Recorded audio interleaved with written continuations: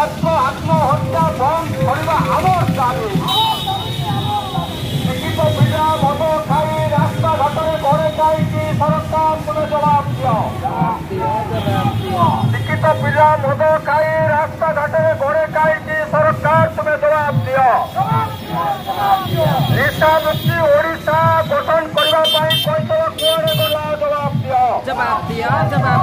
মোহন সরকার জবাব চাହୁଛୁ ওড়িশা মাটিরে জবাব দিও।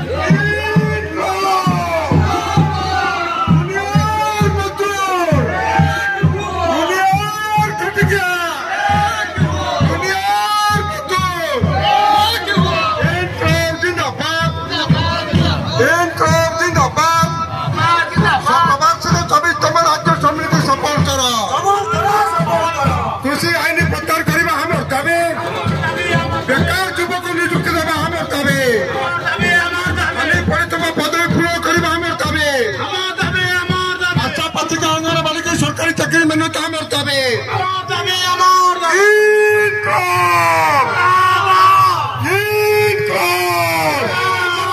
दुनियार मजदूर दुनियार घटिया कभी तमिल राज्य सरकार को सपोर्ट करो कभी तमिल राज्य सरकार को सपोर्ट करो संदेश को सपोर्ट करो